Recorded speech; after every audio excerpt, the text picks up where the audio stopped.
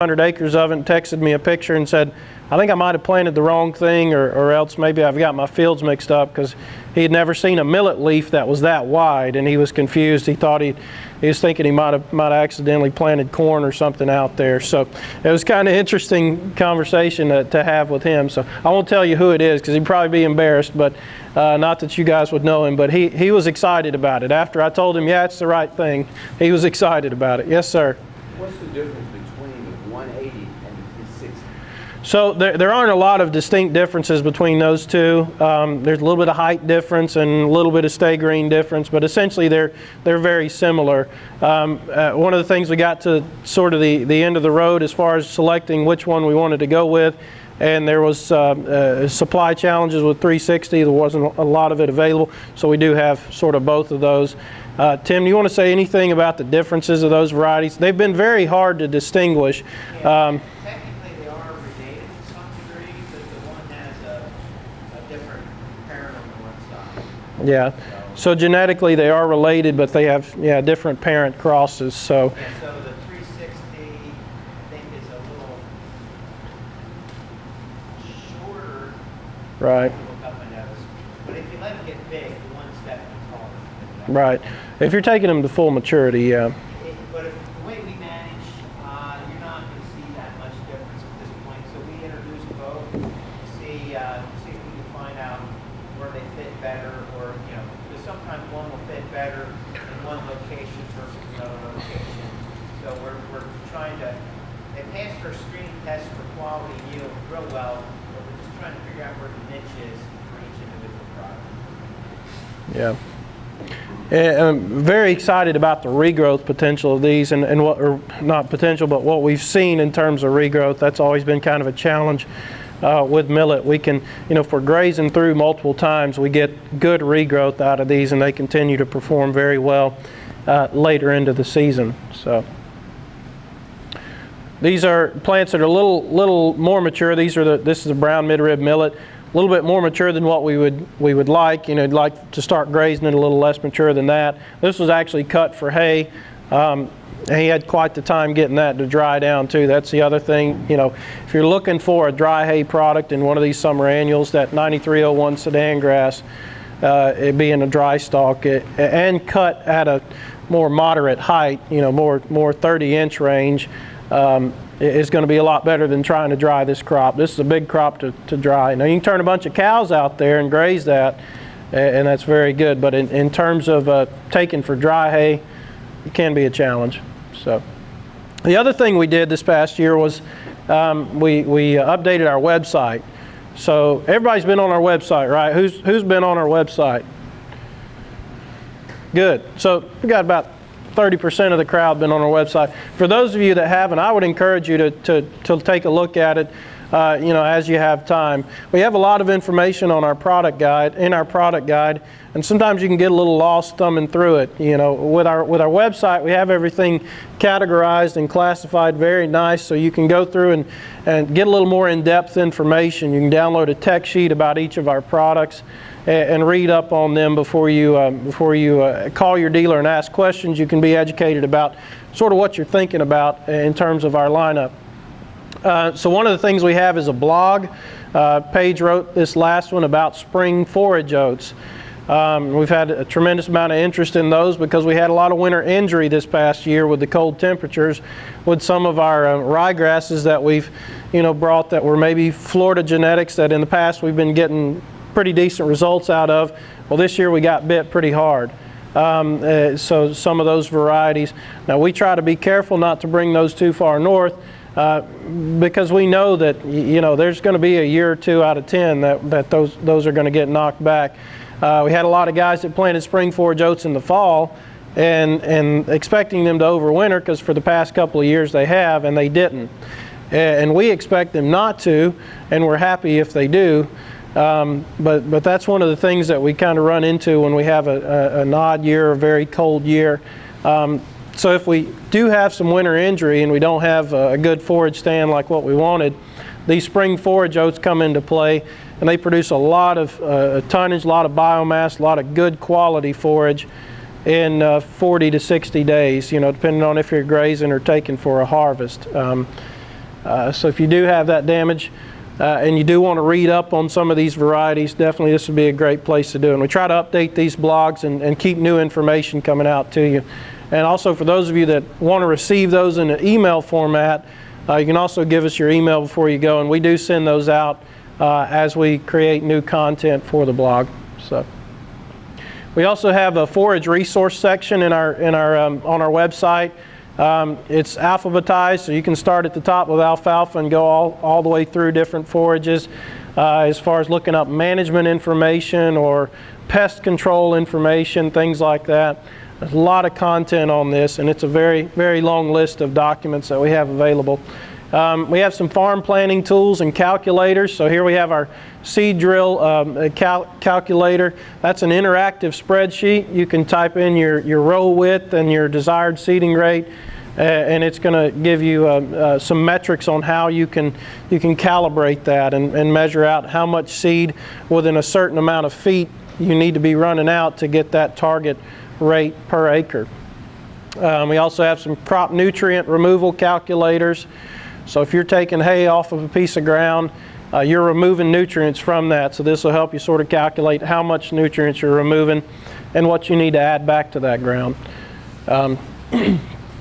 So in terms of, that covers sort of our products and our website. I wanted to show a little video about one of the new processes that we've implemented in our warehouse in Georgia, our mixing line. So all of the mixtures that we have created are now coming directly out of our facility in Georgia. We got that up and running in 2017.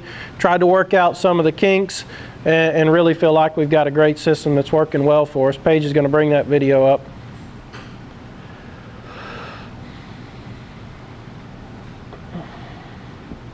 Again, this is our facility, our warehouse in Georgia. So we have two different hopper bins here to make these mixtures. This one is for the 2,000-pound totes. So we're shipping a lot of stuff in larger totes now, and that works really well for us. And then the other one was for the bag out, the 50-pound or 25-pound bag out. So this is a dump hopper. We dump either totes or bags of seed in there. They go into the mixer. So this is a drum type mixer. It'll do a good homogeneous blend in about 60 seconds to a minute and a half. And then we dump that out into this conveyor and go up into one of those two hoppers, either for the 50-pound bag or for the tote bag system. So it's a great system for consistency. So one thing we want in our mixtures is we want to keep them as consistent as possible when we're making different blends. Whether it be for cover crop or for forage use, we want to try to make sure those are consistent. The other thing we did a lot of last year, or quite a bit of in the fall, was custom mixtures. So we had some producers around us that were working within RCS on some of the different initiatives for planting cover crops, and they had a prepackaged or pre-designed mixture that they were targeting. That bag was 51.3 pounds. I hope everybody gets them like that. That one was a little heavy. So.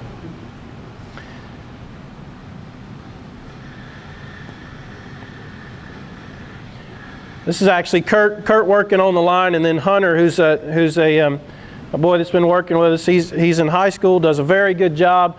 And I was joking yesterday, but today, on this day, he had a dress code violation. So we don't typically wear gym shorts to work at the warehouse, but I'm picking on him a little bit, but he does a great job. And they do a fantastic job getting those mixtures turned around and keeping us stocked up on what we need as far as our stock mixtures.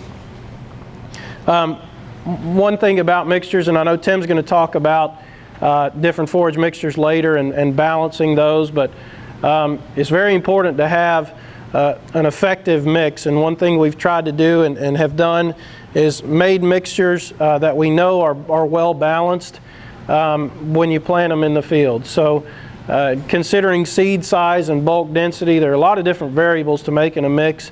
And I've had a lot of producers that have called me and requested a certain mix that I know is kind of out of balance.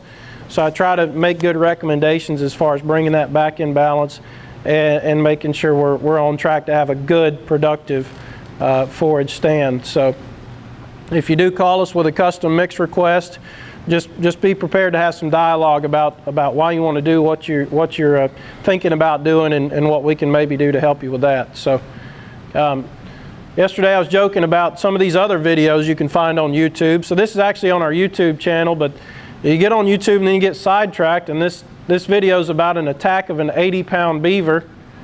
This one says killer cow, and this one says the 10 best buck-offs. So you can get on this on YouTube and spend half the day. So be careful, just get on here and watch our videos and get off of it. So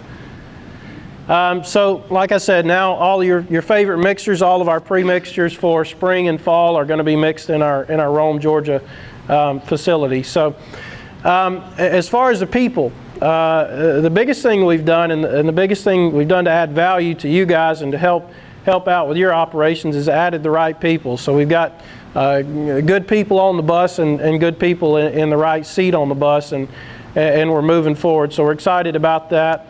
We're excited to have an expanded team in the Southeast as well as in our Northeast company in King's AgriSeeds. So a couple of people I want to talk about. Paige, you guys will hear from Paige a little bit later, and many of you have met her and know who she is. She's our regional support manager. I'll talk just a little bit about Curtis Howard. Your face is a lot bigger today than it was yesterday, Kurt. It's up on the big screen today. So we had a little smaller deal yesterday, but Curtis is our warehouse manager. Comes to us with a lot of experience both in agriculture and in warehouse management. I'm very excited to see what he's done with our location in Georgia in terms of layout, in terms of distribution and being able to get access to products very quickly. We're excited to move forward with some of the changes and improvements that he's made. So we're definitely excited about that. And you want to say a couple of words, Kurt? Well, I'm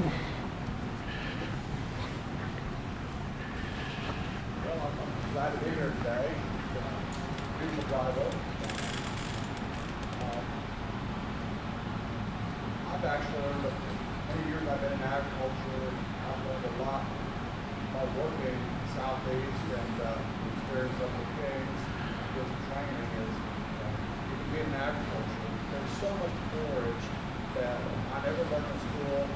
And managing farms for 10 years, was aware of the variety and the quality of forage out there. So I think Southeast Kings a whole lot to help you look at places the operation for the farming. Thanks, Kurt. The other position and person we added this year was the business management position, and LaDon Bandy's fulfilling that role. He has a dairy background, graduated from University of Georgia, and spent some time in the banking industry.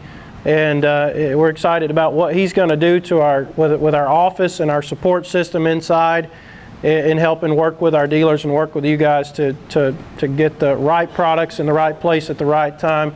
LaDon, you want to say a couple of things? Sure. Yeah, being the newest member of the Southeast AgriSeeds team, I'm proud to be part of an organization that focus is to increase the productivity of our farms through education and offering premium leading-edge seeds.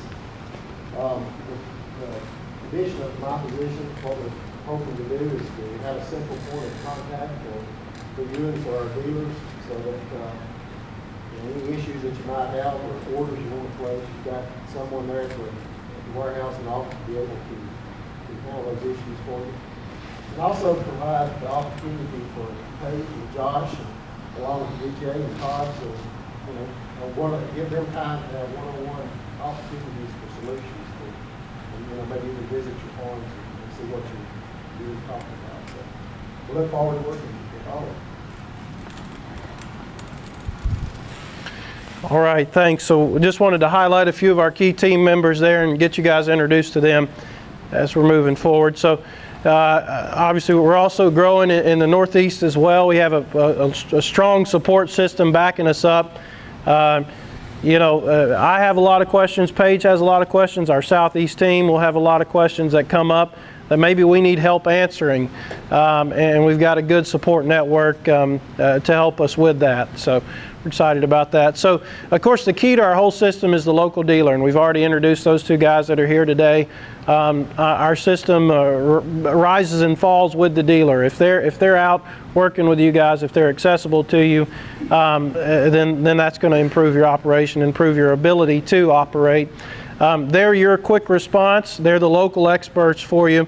They're trying some of these products that maybe you don't want to try just yet on your farm. You get a chance to kind of see them, let them experiment a little bit, and get comfortable with it, and then move it out to your operation. So at King's, they use an acronym, and we've used it called KAS, or Knowledgeability Service. It stood for King's AgriSeeds. Maybe we'll have to come up with a new one for Southeast, but these three things are what we really try to focus on, and that's knowledge, and then the ability to get that knowledge and information to you, and then the service and support for the products. So with that, I think I'll just open it up for discussions, and then we'll have Dr. Rayburn come on next, and you guys can actually learn a little something. So any questions or comments about any of the pictures you saw, or anything we have going on?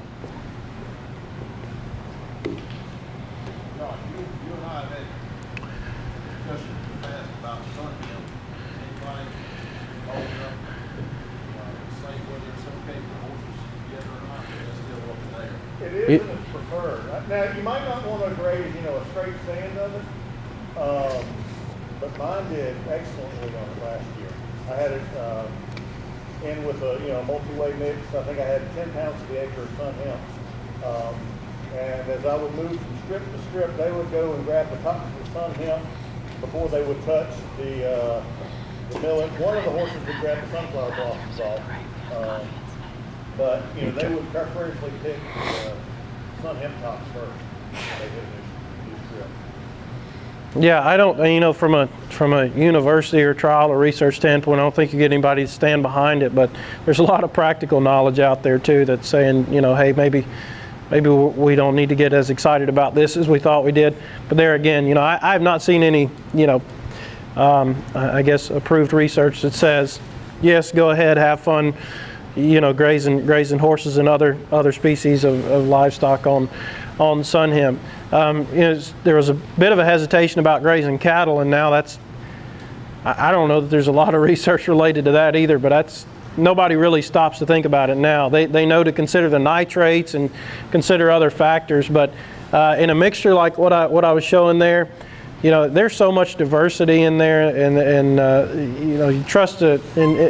In many cases, we trust the animal's instinct to, as far as how they process those forages. I know when I was raising horses and training horses, I fed a lot of things that I probably shouldn't have fed. But depends on how much value you place on the animal, I guess, and making sure that it's going to be okay. But like I said, I guess the short answer would be I have not read anything that says, go plant and graze aggressively with horses yet. So I will be putting it again in my summer mix this year. Reed's going after it 100%, so he's sold on it. So any other questions or comments? Appreciate that. Thank you. But any other questions or comments?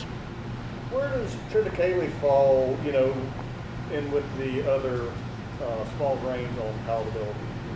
Oh, it's very. The question was, where does Triticale fall in terms of the other small grains on palatability? So we've taken it's a hybrid wheat rye cross, and then that was years ago. And now it's definitely its own thing now. Very, very well developed in terms of for forage productivity. So there is variance in the Triticales as far as varieties themselves. So the ones we work with are true forage varieties. Palatability, digestibility is very, very good. That's why we've focused on them much higher than what you're getting out of something like rye, for instance, which is a lot of stem, a little leaf, some biomass there, but it's really a lot more stemmy, a lot less digestibility in terms of the fiber content. Triticale is going to be definitely a different looking plant. You'll be able to visually see that in the leaf width and the amount of tonnage of true forage that you have there. So yeah, that's a good question. So some of our more common mixtures, a lot of people like to mix ryegrass with a small grain.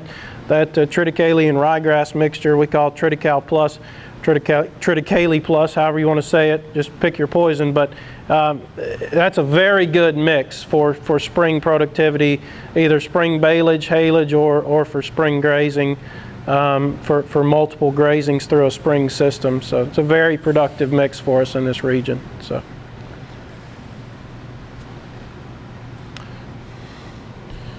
Any other comments? So what we'll do now is we'll take about a 5-minute break. The bathrooms are in the